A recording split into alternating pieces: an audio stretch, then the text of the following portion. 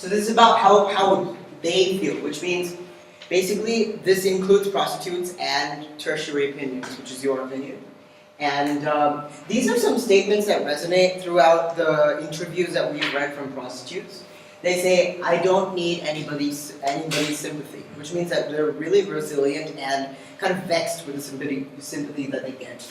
And this is also another really shocking fact, and the other one as well, but this is the first one. Pimps, madams, and the police get a major share of our earnings. As a sex worker, I get nothing compared to them. So all of that activity, all of that hard work, almost for nothing. Because prostitution is the act of sex for money. So money is not the main motive, but possibly one of the motives for them to actually be a prostitute. Otherwise it would just be called sex. Then, customers more than often get violent and abusive with us, and we remain at the mercy of all of them. They are not spared from even a single customer. Every single customer has to matter to them, and also, to actually make a living, they have to be in the mercy of all of them. So these guys hit them and punish them, and still they have to be under their mercy.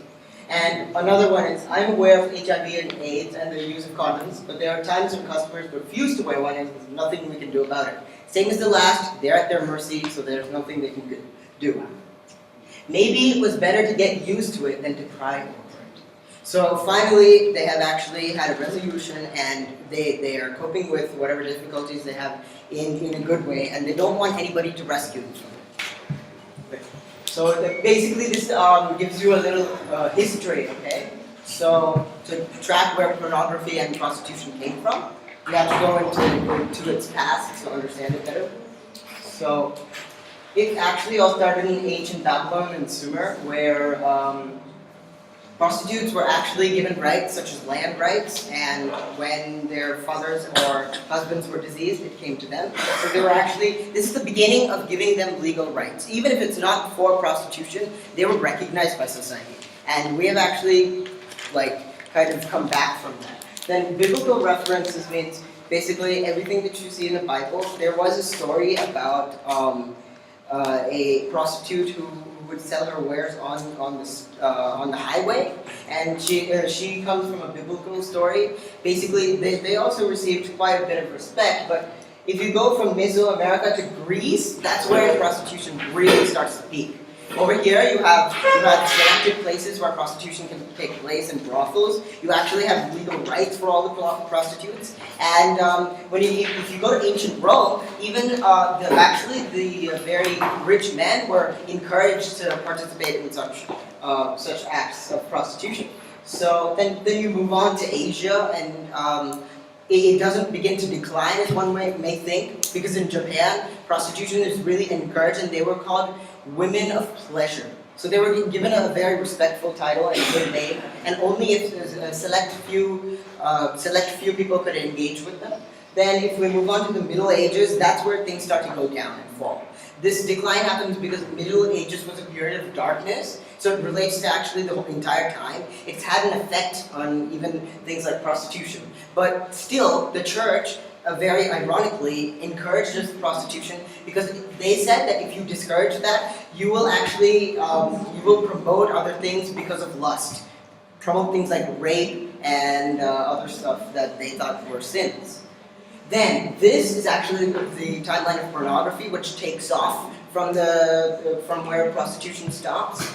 Basically, pornography has a little less lengthy past, because live sex was the way to indulge in any kind of sexual act before Rome. So basically, the birthplace was Rome, and there was a book that was published, and at that book contained pictures that a very accomplished artist had compiled together, 16 in carvings actually. And then we move on to European pornography. Then the 18th century, is United States, where basically pornography started to come from Paris. Over there are the postcards sold.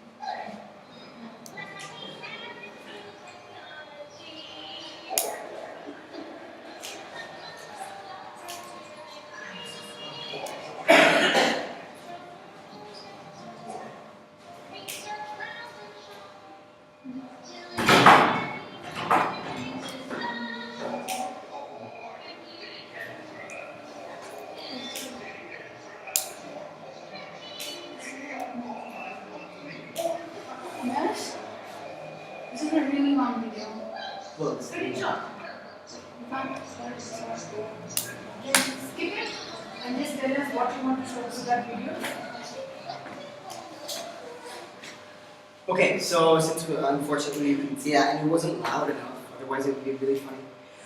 Basically, this is also from Avenue Q, so it's the performance of Lucy the Slut. We wanted to show how not only that current issues have creeped into media and art and other forms, but just like this video shows, it shows that basically now the internet is being used for almost exclusively for porn, and this is a hyperbole, but otherwise it conveys the message that we're using it excessively for that, and well, there's nothing wrong. That's basically what we want to show through the video, that there's nothing wrong. Because the character of Trekkie Monster, he's totally okay with it. Then later on in the video, he gets 5 other people to join and say that even though you're doing other things, you're doing that too. So basically, we see that a lot of people are engaging in that activity, but there's nothing wrong about it. So that's what we will show you. Okay.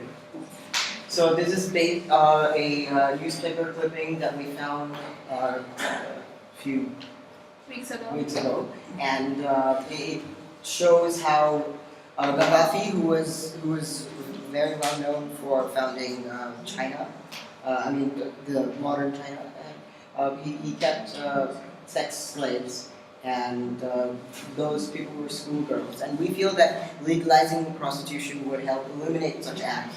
So the article is pasted there for you to see. Okay, now this actually comes from a theory by Abraham Maslow. It's called the hierarchy of needs, and each human being has to fulfill the need at the base to get to the next one. Basically, the lower need to get to the higher one. So, as you can see, right at the base of the pyramid, there's physical, and sex does fall under physical. So if sex falls under physical, why should it be banned? It's something that's very, very basic, like you see. It's basic need. Only then can you move to security, love, belonging, esteem, and self-actualization. So, apart from the other things that constitute physical, sex is a very major part of it. So that's why it should not be looked at. Now we're coming to the end of our presentation. We would like you to know that we have covered 4 ways of knowing throughout the presentation without actually telling you people that we were covering it. A language was covered in the introduction of the presentation when he defined terms. And those are the terms that we use today, which is why it relates to language, and how language actually gives the people a good connotation or a negative connotation. And then we showed emotion to the song if you heard the lyrics. And then there were interviews from the actual prostitutes that we have taken from the internet. And the reason, the stats, the facts about prostitution, sex industry, basically. And their mistreatment. Yeah. It shows that how mistreated they are, and still it's not legalized. From the interviews that we had to show you but didn't have enough time to, we wanted to show how each prostitute, actually if you look at it, has had a sexual encounter in their childhood that has traumatized them and brought them. One prostitute had her uncle rape her, and the other one has had her parents die. Even that can lead to something like this. And it's not that this is bad, it's just that, people in that find themselves helpless and they need to self-sustain. Which is why you find them very strong in saying that they don't need people's sympathy. Speaking about perception, you guys saw the screenshot from Yahoo Answers, but we passed out these, and out of this, 19 people say yes to legalization of prostitution, whereas only 4 people say no. So in this crowd, most of us agree to the legalization of prostitution. Which is a really good sample size. So it's perception from each one of you. Right, yeah. And at our age group should be the one to take up such acts and actually make it legalized. So definitely, I would just love to be able to create an impact and get prostitution legalized for most countries in the world, and then slowly to all the countries in the world. Oh yeah. So the following are the reasons why prostitution should be legalized: because it reduces crime rates, it improves public health. Because if prostitution is legalized, we can and regulated, we can take care of the medical conditions. And not only that, the most important part of that is that if only when something gets legalized can we have an industry in it. And only when we have an industry in it can we have regulations called industrial regulations. And basically these regulations will say that prostitutes have to wear a condom, and not just the prostitutes. As you saw, customers will refuse to wear condoms, right? Even they have to wear condoms under the regulations that we think that they should enforce. It will increase tax revenue because in many places prostitution is illegal, but it's still it's legal, but it's not regulated. So if there is no check on the brothels or wherever it's being performed, then the government is not getting taxes for them. And they can use that tax. I mean, they can use that money to spend it elsewhere, and they will get money from the industry that is there for prostitution. And Nikhil, it reduces Also. poverty and get prostitutes off streets. These are all the reasons which you had seen in the Nevada where it was legalized. And it's pretty successful there. But maybe some people may have these counterclaims to say that it shouldn't be legalized, and that legalizing prostitution may lead to more STDs because of the unawareness of health right now. We need to make people aware and just provide condoms so that the industry will be regulated. And it may increase sex tourism, which is human trafficking, from places and getting them to places, maybe initially when some countries are not legalized. But think about it, if you have all countries legalized, then why does somebody have to go to another country to engage in sex with a prostitute? They have it in their own country, which is why it would actually decrease sex tourism. That's what we have to say to that.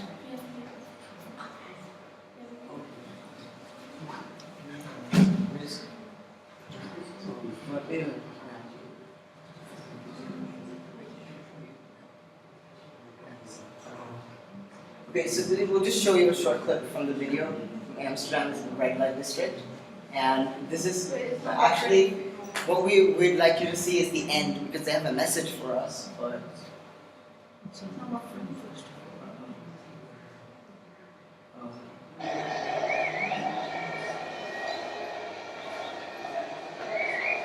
that's how prostitution takes place in Amsterdam.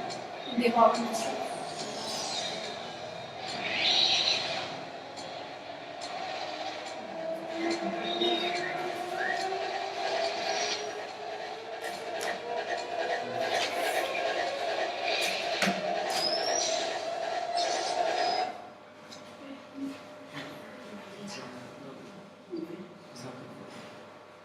so okay, Nikhil, let's have the. Okay, so in the end, they basically say stop human trafficking. They've done this So, video. Arshia, minimize the video, let's have the discussions. They've done this Students video are to looking show. forward for the class. Yeah. Wait, this is We almost. can we just go to Yeah. resolution? Go to resolution. That's what. No, and these are the areas of knowledge we have covered throughout the presentation, and it's written where we have covered it. Yes.